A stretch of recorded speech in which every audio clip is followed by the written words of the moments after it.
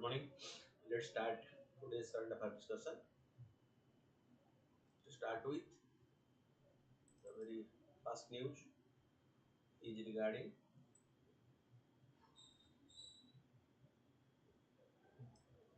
women get command role in the Indian Army in the combat role.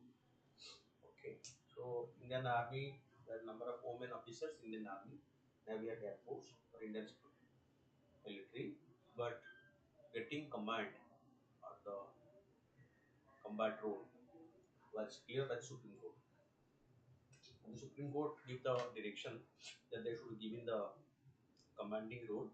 Process has been launched. As many as 108 women officers in the army are set to be cleared for the rank of colonel or selection grade by January 22nd. A special selection board which will make them eligible to command units and troops in the respective arms and services for the first time. Hence, 108 women officers will be promoted to colonel grade rank.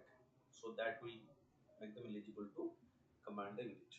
A total of 244 women officers are being considered for a promotion against the vacancy from the batch of 1992 to 2006 in arms and services, including engineers, signals, Army Air Defense, Intelligence Corps, Army Service Corps, Army Ordnance Corps, and Electrical and Mechanical Engineers. 80 women officers have been cleared for the rank of colonel from lieutenant colonel by the Special Number 3 Selection Board, whose proceedings began on January 9th. The process has been launched and very soon, so they are going to get the promotion. Unlike other promotion boards, this one is being held every day for a particular batch, starting with the 1992 batch, and the results are being declared on the same day. Every officer gets 3 chances for promotion, and thus the review through are being held within 3 days of the declaration of the result. Fine.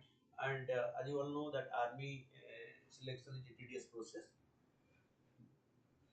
Every minute detail is taken into care. Okay. Most importantly, it grants women officers parity with their male counterparts. Earlier, with a limited period career in the force, there are no promotion avenue for women officers to become a colonel and command a unit like a male. But this aberration is going to be over, and right now they will be getting the position, okay, in the combat role.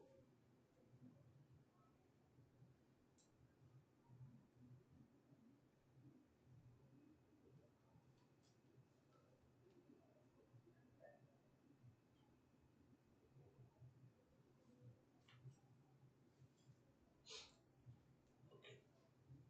Most importantly, it grants women officers parity with their male counterparts. Earlier, with a limited period career in the force, there is no promotion available for women officers to become a colonel and command a unit like a male army officer. So this is women officers, team of women officers who are going to command their own units. It is not that women officers did not reach the rank of colonel or beyond in the past, but they are only in the two branches, the Judge Advocate General branch and the Army Education Corps, where they were granted permanent commission status in 2008.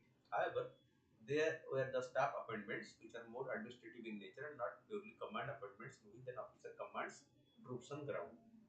Okay. The Supreme Court order to grant permanent commission to women army officers in February 2020 opened the door for promotion to women officers across all streams of the army except pure combat arms. With a longer career in the army, women officers will be considered for promotion, including to the rank of colonel and beyond. So, by which so they will be directly in the combat and command role. Okay. Women were included in the army as early as 1992. Why did their colonial promotion came so late? Okay.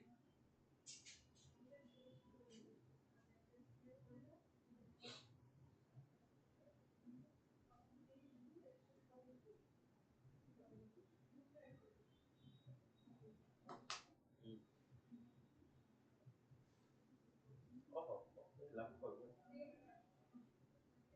तो ये lakh object को ठीक है। Oh,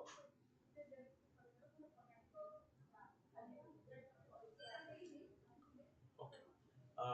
An officer in the army is promoted to the rank of colonel by after serving between 16 to 18 years based on certain criteria such as annual confidential report and various courses. Two officers who were inducted to the army were inducted as such service commission officers in 1992, and in the year after did not have the choice to opt for permanent commission. The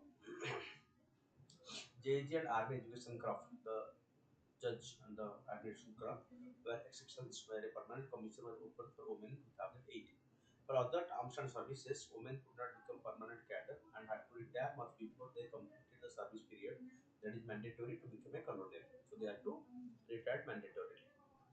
But in the Supreme Court order in 2020 reads, in 2019, the Army changed its rules allowing SSC women officers to opt for permanent commission who could have otherwise retired after 14 years of service. However, these were not retrospective and applied only to batches of women officers starting their career in the Army in 2020. The landmark Supreme Court judgment in February 2022, permanent commission was granted to women officers retrospective effect from benefits. This opened the door for their future growth and promotions in the army, which has been of late opening leadership and higher management courses to the women. Okay, so the male domination in the army is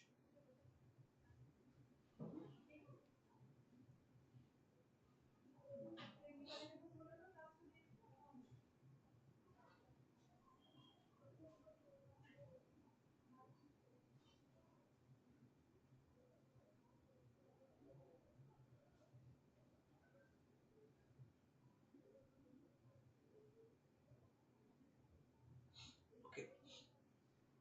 So that is the new avenue open. Once promoted as colonel, an officer is eligible to command troops directly in the army, which is an acknowledgement of the leadership quality of the officer. It is considered a coveted appointment because in no other rank, including higher ranks like the brigadier major general, does an officer interact directly with the troops on the ground. Okay, so because here the scope to directly interact with the troops in the ground is there. Okay, multiple women officers told that for them, it was a dream to reach this point in their career. Despite working at the grassroots level as junior officers, women officers hitherto did not get an opportunity to prove their leadership skill as they are not eligible to command a unit. For women officers, this is an empowering move because they will be allowed to command an unit.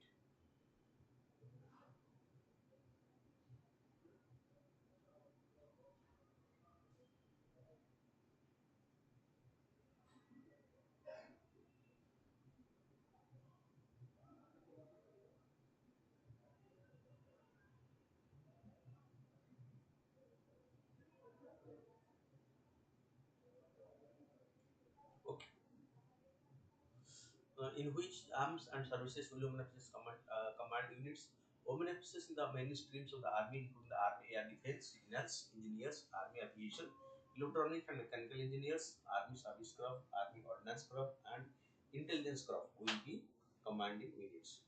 They are still not eligible in core combat arms such as infantry, mechanized infantry, and armored crafts. And the army is not open to women fighters who are at the border as foot soldiers. Much of their resistance stemmed from past instances of male soldiers being taken as prisoners of war and tortured by the enemy. In the past, many male soldiers were being taken as hostage by the enemy and they are tortured. So, putting the women in such situation was somehow not accepted in Indian defense. But however, the army has recently decided to open the crop of artillery, a combat support arm to the women. But looking at their courage, their determination, and their own willingness to do the best service for the country, so we have decided that they should be getting or giving this responsibility because they themselves volunteered. We want this, so this show their level of commitment for the country or their dedication. So once they show the dedication, so no one can stop it. Fine. Uh, Once promoted to colonel, an officer is able to combat troops directly in the army. Acknowledgement. Okay.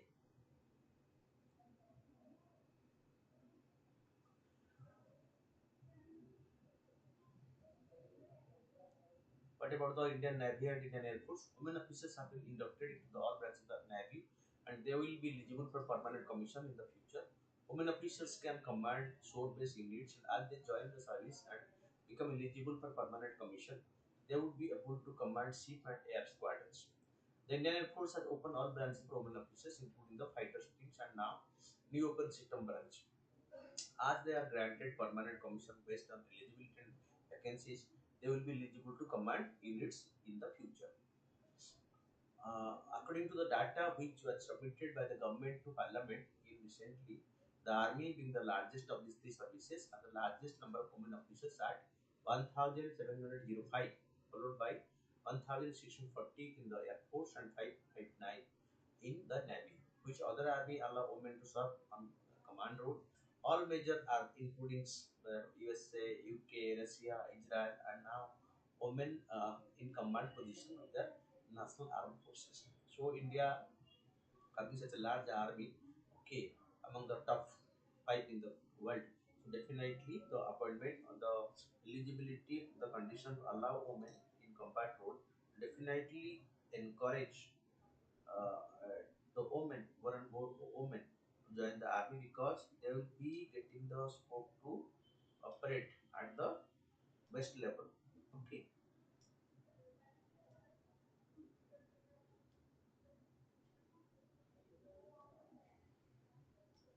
because getting the command is the most important factor in the defense. Okay. The second topic is the Josimath in Uttarakhand. Okay, Josimath, a small town in Uttarakhand's Chamoli district, is in the midst of a crisis. As 720 houses in all the nine towns were developed major or minor cracks in the floor, ceiling, and walls. Beam have also been dislodged in many houses. Josimath is located in the Zone V of India's Seismic Zone, a zonation scheme which denotes a high risk area. The Indian Space Research Organization said in a report that down in Uttarakhand sank 5.4 cm between December 27th, 2022 and January 8th, 2023. However, report and satellite image were later withdrawn from the ISRO website. Okay. So, because people have an apprehension that this will create further nervousness in the people. So ISRO has withdrawn this, but it has submitted that how it has okay. So it has for that it has sank up to 5.4 cm to between December to January within 15 days, less than 15 days period. Okay, the National Disaster Management Authority has detected all departments and organizations associated with the survey and data collection in Josimath not to interact with the media or share any data on social media because it will create fear psychosis among the mind of the people. What are the seismic zone? A seismic zone is an area where there is a high probability of earthquake due to area's geology. Seismic zonation, which involves dividing areas based on expected ground motion, assesses the hazards related to earthquake in such area to provide inputs for safe constructions and other practices. India Seismic Zone Map, published in the Journal of the International Society for the Prevention and Mitigation of Natural Hazards. Okay, so said that.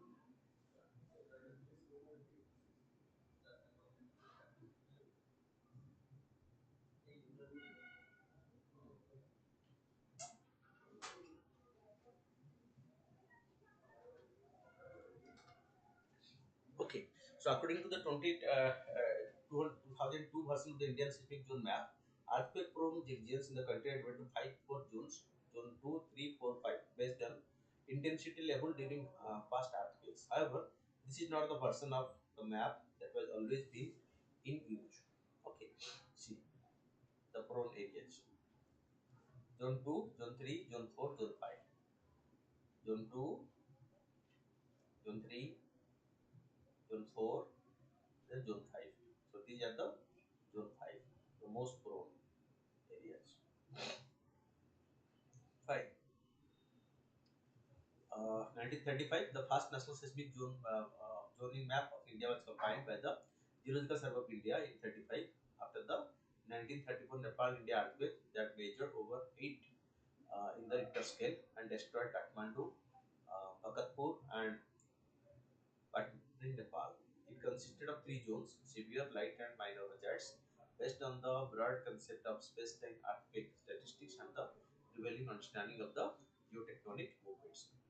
In 1962, the Bureau of Indian Standards published a seismic zonation map of India.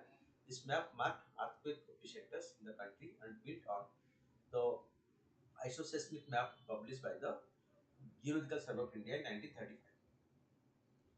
It divided India into seven zones from zero, no damage, to six, extensive damage. It was reviewed in 1966 using geological and tectonic features to modify the zones. 1970 until 1967, seismologists were under the impression that most of the Deccan Plateau and peninsular area were free from seismic activity. However, in 1967, a 6.3 magnitude earthquake struck in the Konya hydraulic project, killing hundreds of people and injuring thousands. This led to a major revision in the 1976 zone map of India. So, because till 70 it was considered that particular area are not at all prone. So, but when earthquake took place and there is damage to the lives and property, so it was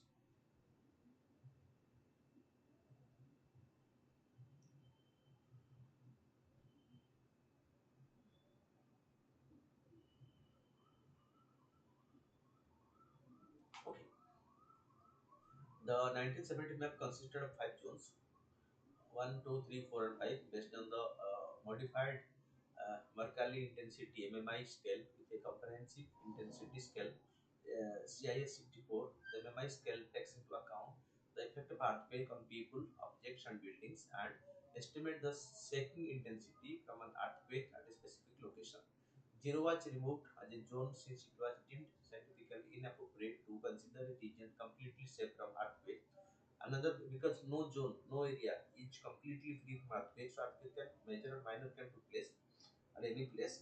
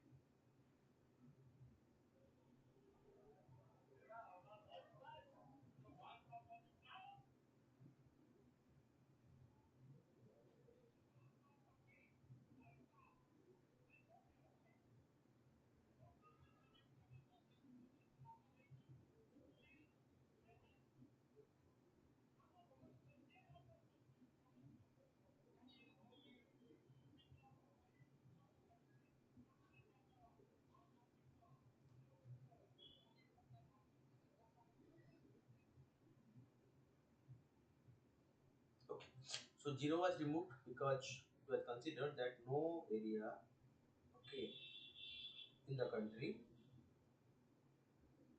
is free from earthquake danger. So zero has been removed. Okay, see, seismic zone map India prepared 62, okay, 66. So three zones which are prone to earthquake. 1984, a new update on India's seismic zone map was released in 1984. This map identified the seismic potential of regions based on past earthquake as well as its tectonic features. Seismic zone map after 1984. Till 1984 is 1893 was the main seismic code of India, and all seismic zone maps were based on it. This code was revised in 1966, 70, 75, 84, and 1991. Decided that SIS Indian Seismic 1893 would be split into parts. Latur in Maharashtra was struck by an earthquake of intensity 9 on the scale 64 scales in 1993. The 6.3 magnitude earthquake killed thousands of people at Latur in Maharashtra and occurred in a region that was placed in the zone 1, an area that low risk. This led to further revision in the seismic generation map of India because Latur, which was considered as a safe or just in zone 1, which was much less chances of earthquake. So there's a earthquake took place there that killed that massive casualty to life. After that, it was again changed. Till okay, this led to further revision in the seismic zonation of India for the Latur that took place in 1993.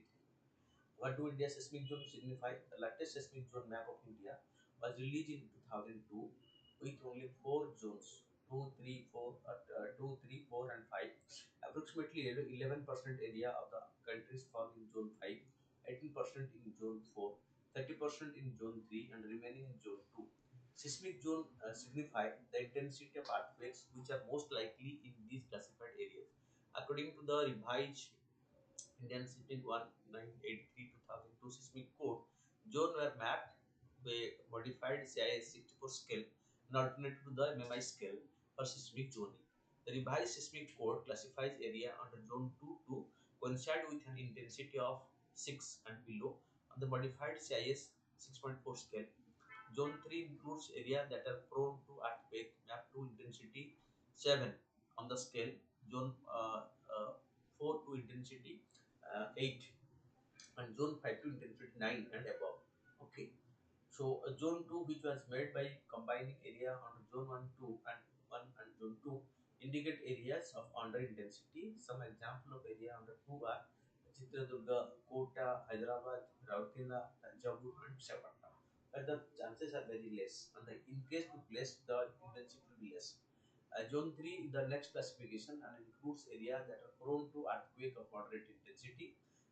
Kilari, believed to be the epicenter of the 1993 lateral earthquake that killed thousands, lies in the zone 3. The revised seismic code also includes part of the eastern coast of India that show similar hazards level to that of the Kilari area in zone 3. Some notable places in this zone are Chennai, Lucknow, Agra, Belgaum, Bokaro, Jabalpur, and Mumbai. Zone 4 includes area prone to earthquake severe intensity and includes Patna, Pilbhit, Ludhiana, Roorkee, Gorakhpur, and Amritsar. They are in the zone 4. Okay. And zone 5, the entire northeast India, part of northwest Bihar, Kangra Valley in Himachal Pradesh, Andaman and Nicobar Island, eastern part of Uttarakhand, Ran of Kutch in Gujarat, and Srinagar area Jammu Kashmir and Kashmir were all placed in it the most seismically active zone. That means possibility of earthquake more there, and the intensity will much higher in these areas. Fine. See, seismic zone. What do Indian seismic zone signify? Okay.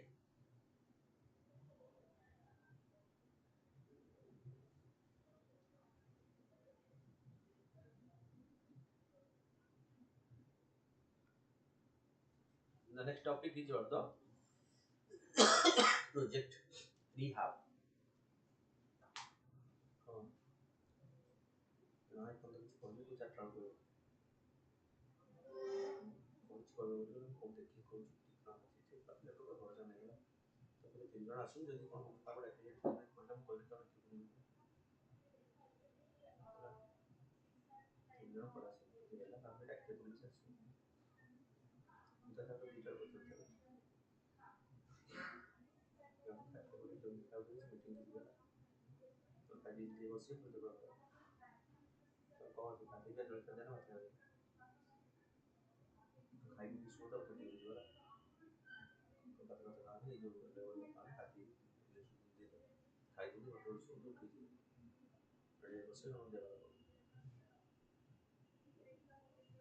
Okay.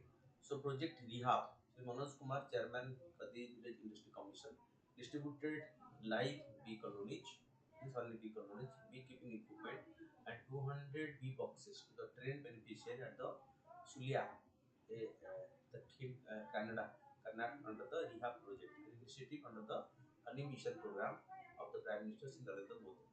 Under Project Rehab, bee fences are created by setting up bee boxes in the passageway of elephants to block the entrance to women territories. Because honeybee are a big danger or threat to the elephant movement, and to check the means elephant entering into human habitation, the honeybee colony is placed. The sound of the honeybee colony will keep the elephant away from the area. Okay. The boxes are connected to the stream so that when elephant attempts to pass through, a tug of pull called the bee to swap the elephant head and dissuade them from progressing further. It is scientifically recorded that elephants are annoyed by the honeybees. So honeybee attack the elephants and they're annoyed by them. So naturally, the elephant always have a fear of the honeybee and they run away from the area. Project Rehab is a submission of the KVIC's National Honey Mission. The Honey Mission is a program to increase the bee population, honey production, and beekeepers' income by setting up apiaries. Fine. Achievement. Project Rehab has been a great success in Karnataka, and so it has been launched in Assam with greater efficiency and better technological know-how. In just 6 months, this project has reduced elephant attack by over 70%. Benefits: it will thwart elephant attack in human habitation using honeybee and thus reducing the loss supply of both humans as well as elephants. It will also help in maintaining a balance in nature along with the conservation of biodiversity. It is being extremely cost effective as compared to various other measures such as digging trenches or erecting fences without causing any harm to the animals. Then National Honeybee Mission, launched by the Khadi and Village Industry Commission, provides sustainable employment and income to rural and urban unemployed youth, conserve the honeybee habitat and tap untapped natural resources, promote beekeeping for increasing crop productivity and pollination services, avenue for beekeepers and farmers. The Khadian Village Industry Commission is a statutory body established by an Act of Parliament and the Khadian Village Industry Commission Act 1956. In 1957, it took over the work of the former All India Khadian Village Industry Board. Okay, so it went apart from promoting Khadi, it also promote village industry and agro-based industries. Then Apex organization under the Ministry of Micro, Small, Medium Enterprises with regard to Khadi and village industry within India. It seeks to promote and assist the establishment and development of khadi and village industry in rural areas. So Khadi Village Industry Commission have their own state level institution. Every state like the Khadi Odisha State Khadi Board, okay, Khadi and Village Industry Board. In every state to promote Khadi and for this Gandhian principle in the DPSP. Agency of the Khadi promotion like the Khadi Industry Board have been established, and they are coordinated and financed by the Khadi Village Industry Commission, headquartered in Mumbai. Okay, and because Khadi is a national sentiment, so they right now they are utilizing technology for marketing different products. So from the people in the rural areas to the Khadi societies. Okay, they are collecting so many forest products, marketing to the Khadi board and the Khadi commission outlets. Okay, they are selling online. So apart from this Khadi woven clothes. So they also sell so many other items. Okay, forest products only that minor forest products. Okay, coir products. Okay, so lot many things have been and they have been projected and to the society. This commission and the state khadi boards they try to finance training and provide market link by organizing fairs and festivals to uh, promoting the sale of their products. Right.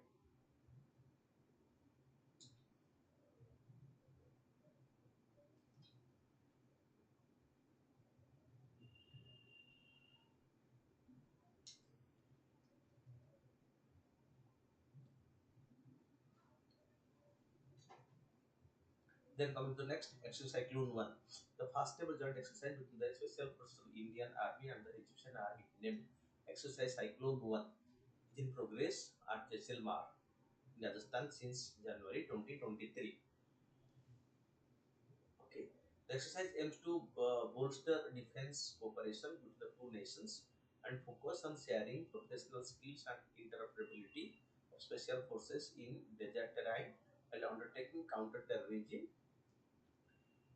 uh, reconnaissance, raid, and other special operations. Okay, because you know,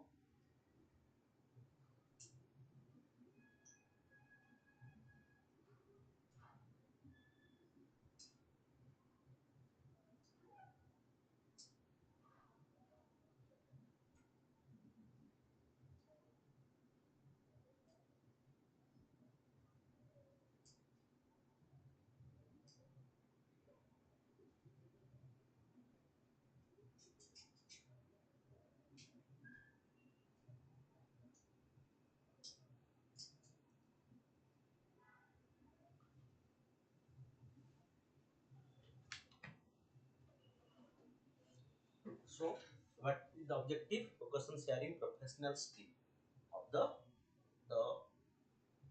army between the army of.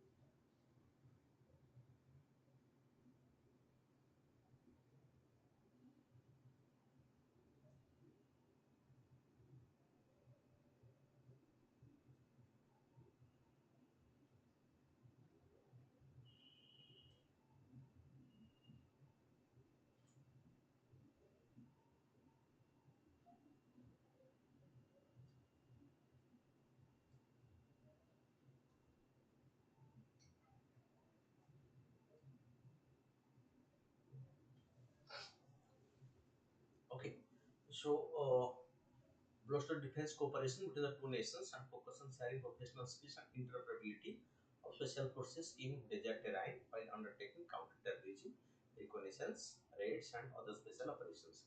Exercise Cyclone 1 is the first exercise of this kind, bringing the special forces of both the nations on a common platform. Okay, so for the first time, the special forces of both the country they are coming to a common platform.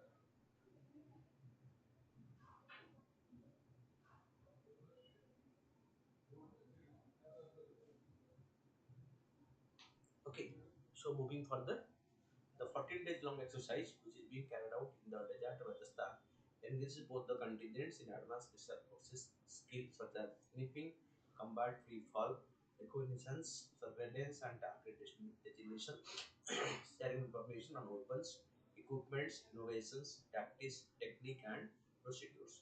The participant would also undertake joint learning and drill for special forces operations in a mechanized warfare setting as well as surgical strikes on terrorist camps, hideouts to include sniffing of high-value targets. The joint exercise could provide an insight into the culture and ethos of both armies, thereby fostering military cooperation and interoperability, further strengthen the diplomatic relation between India and Egypt. Okay, so because as a friendly measure, India conducts such joint military exercise with many countries, and they enhances the expertise and experience, and by sharing the information between the two countries. So with Japan, with America, with Russia, with France, with Germany, with the neighboring country like Bangladesh. So not many Sri Lanka, we conduct such joint exercises and they no doubt help in the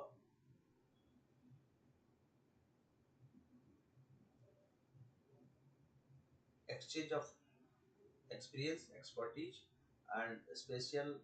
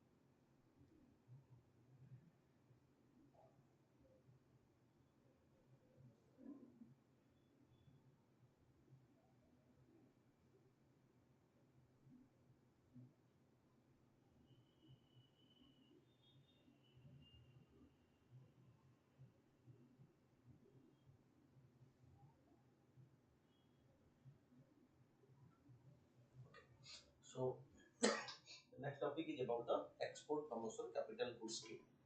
The Indian government announced a one-time relaxation from maintaining average export obligation and an option to extend the export obligation period for certain sector under the Export Promotion Capital Goods Scheme (EPCG) as it is called popularly. About the zero duty EPCG scheme is available to exporters of electronic products. They allow import of capital goods for pre-production, production, and post-production, including CKD, SKD, thereof, as well as computer software systems, at zero custom duty, subject to an export obligation equivalent to 6 times of the duty saved on capital goods imported under the EPCG scheme, to be fulfilled in 6 years reckoned from authorization issue date. That means while they import, the item will be used for export promotion, and definitely the cost of the export will be much higher than the cost at which the import has taken place, because so value addition will be there and they will be exported, for which will be able to earn higher foreign expenditure for the country. So there will be duty exemption will be there for the import of those items. The concessional 3% duty EPCG scheme allow import of capital goods for pre-production, production, and post-production, including. Okay. The capital goods shall include spares, including refurbished, reconditioned spares, tool, jigs, fixtures, die and molds. Second-hand capital goods without restrictions on age may also be imported under the EPCG scheme. The export obligation can also be fulfilled by the supply of ITA 1 items to the TTA, provided the realization is in free foreign exchange. It aims to facilitate import of capital goods for producing quality goods and service, and enhance India's manufacturing competitiveness. Because so through this tariff cut, so the promotion will be on importing such items which will be used in producing quality goods which will be exported, thereby earning foreign expenditure for the country. Fine. And also to enhance India's manufacturing competitiveness. Then coming to the question, the storage of terrorism is a great challenge to national security. What are the various sources of terror funding? Also suggest measures to curb terrorism. Terrorism refers to the use of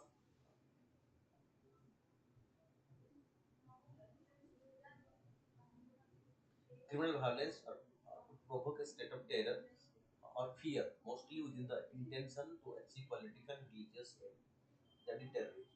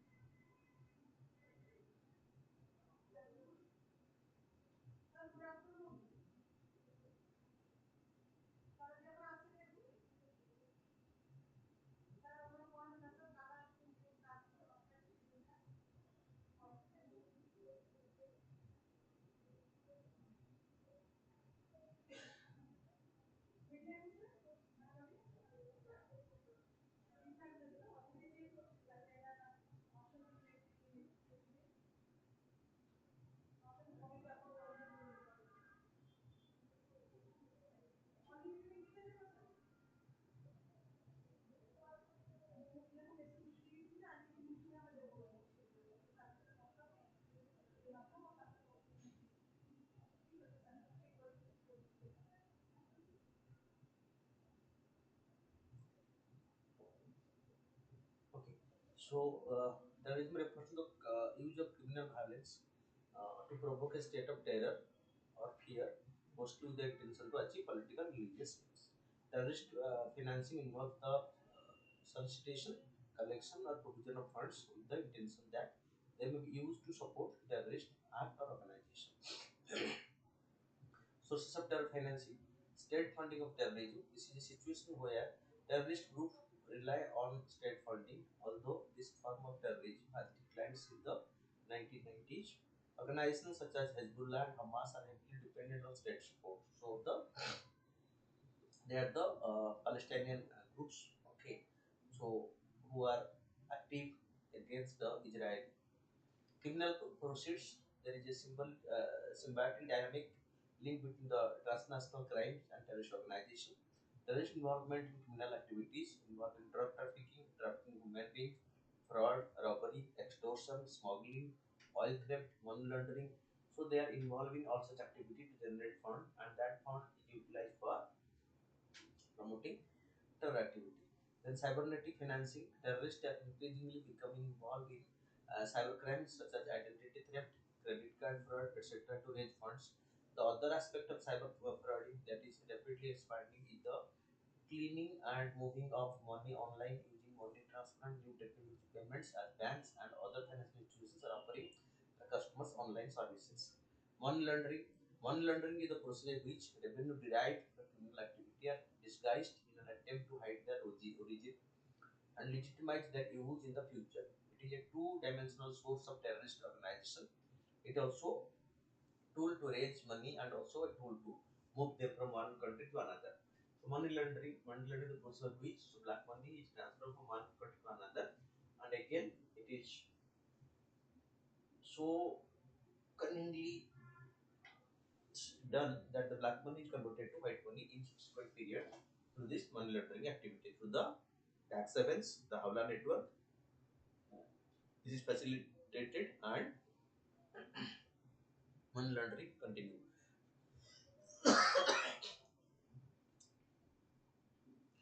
Use of virtual currencies as a virtual currency like the cryptocurrency, bitcoins facilitate the anonymous transfer of funds. They are attracting the attention of the terrorists because so the source, the person, the country, everything is not disclosed in case of crypto currency. So they are using this virtual currencies like the cryptocurrency, Ethereum, etc. Also, they became more tools or better tools to be used by the terrorist group in their activity or raising funds because it became easier on their part because nothing is disclosed in this mechanism. Okay. Measure to curb terrorism, creating a mechanism for cyber defense by conducting cyber search operations and adopting other countermeasures for tackling cyber attacks. Preventing the diversion of legal financial instruments by fighting anonymity in financial network. Also restricting the use of proceeds of other crimes for terrorist activity. For example, the use of illegal channels, cash storage, and hawla by terror networks. Preventing the use of new financial technology such as virtual asset like cryptocurrency, wallets, etc. for terror activity are being done. Okay, so these measures to curb terrorism and even the continuous capacity building for counter-terrorist activities and collaboration between the financial intelligence agency of all countries.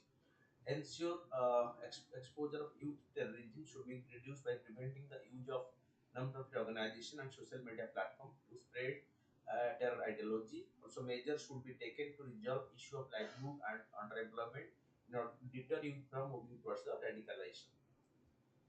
Timely and actionable intelligence sharing among the countries is critical for preventing and minimizing terror attacks. There is also a need to accept the universal definition of terrorism as well as global sanctions against the nations who are engaged in state-sponsored terrorism activities.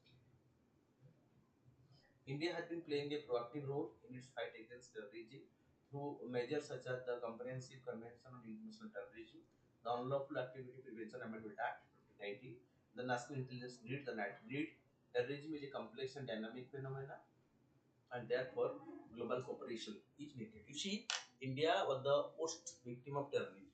Okay, so terrorists have attacked Indian Parliament, the Jammu Kashmir Assembly, many religious places, scientific and research institutions. So the Mumbai terror attack, the attack on Indian Institute of Science Bangalore, Akardam Temple attack, Charare Sharif attack, attack on Jammu and Kashmir Assembly, and killing of thousands of people as the terrorists.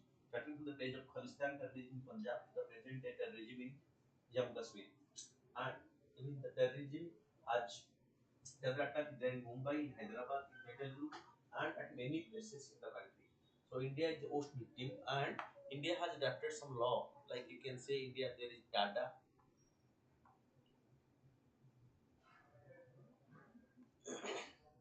there is PUTTA, Prevention of Terrorism Act. Right now there is the Unlawful Activity Prevention Amendment Act (UAPA). Okay, so we have created the NIA, National Intelligence Agency. Okay, we have the NAT grid. Okay, so we have created separate mechanism and terrorism, and we have created separate special course.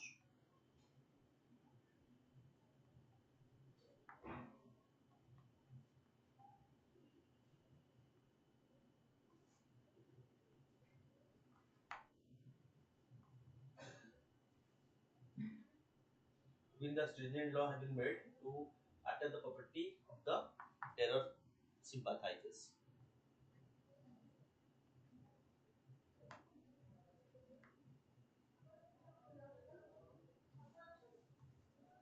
We have done this, that again.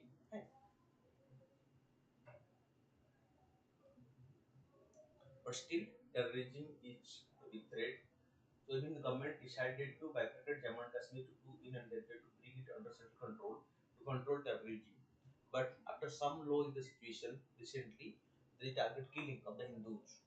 They are called the Pandits in Kashmir.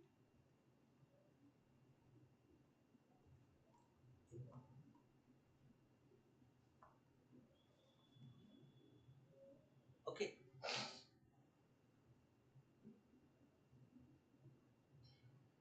this shows that although we have taken so many steps, but terrorism is not coming to an end. This is a global menace, and this has been multiplied by the Islamic terrorism.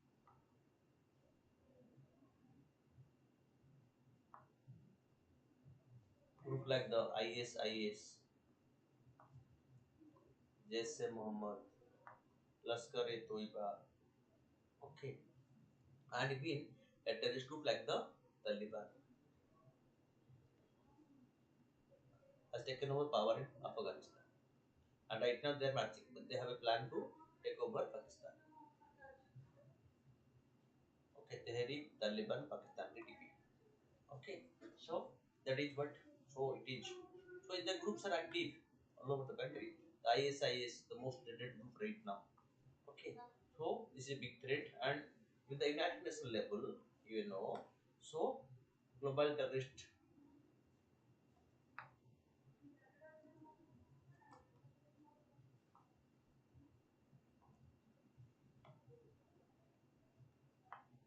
persons have been identified, but but the activity of these groups are continuing. Fine.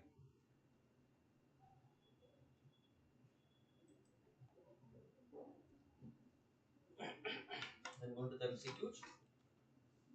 The ABCD campaign is linked to provide basic document to the tribal people. Okay, because they don't have any documents and land or anything, so first is provide them basic documents. Okay, land right, the Forest Right Act, land documents, other rights. So all the documents provide to them so they can get the benefits and join the mainstream. With reference to exercise Cyclone 1, consider the following. It is the first exercise of its kind between Navy Force of India and Egypt on a common platform. The exercise aims to bolster defense cooperation between the two nations and focus on sharing professional skills and interoperability Navy in mid-sea and undertaking counter-piracy operations. Right. So it is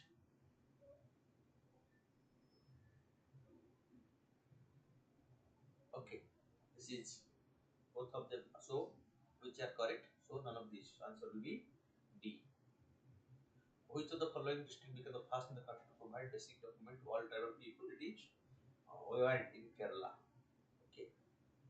With reference to seismic hazard map of India, consider the following statement. India has been divided into 8 seismic zones.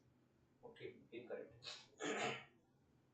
Bureau of Indian Standards is the official agency in India for publishing the seismic uh, okay, map and codes. Deccan Plateau region does not fall any of the category, so this is wrong. So only two is correct, so be the right answer. With reference to Project Rehab, consider the following statement. It is intended to create beach fences to reduce elephant attack in human habitations using honey beach. The project runs by Ministry of Environment, Forest and Climate Change. So no, it is that small medium industry department. Okay, so one is correct, two is incorrect. So one option one is correct, answer is A. Then consider the following statement with respect to National Beekeeping and Honey Mission. It is a centrally sponsored scheme that aims for overall promotion and development of scientific beekeeping and production of quality honey and other beehive products. The scheme is being implemented through the Ministry of Agriculture. So both are so none is correct. Okay.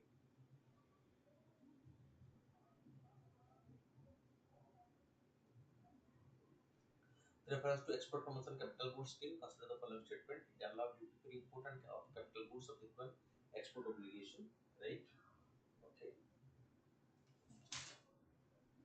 And second-hand capital goods without any restrictions on age may also be imported on the scheme. Both are correct, 1 and 2. National Museum of Natural History is administered under which the following ministry? Ministry of Environment, Forest and Climate Change, and its answer is A. With reference to IPCC, consider the so Intergovernmental Panel on Climate Change. IPCC stands for Intergovernmental Panel on Climate Change. It was created by the World Meteorological Organization and the United Nations Environment Program. Okay, correct. And the object of this IPCC is to provide governance at all levels with scientific information that they can use to develop climate policies. So both are correct. Then coming to question number 10, with reference to Samarth Udyog Bharat 4.0, consider the following statement. The project initiated by the Minister of Heavy Industries. Its objective is to facilitate and create ecosystem for propagation of industry 4.0 set of technology in every Indian manufacturing by 2025.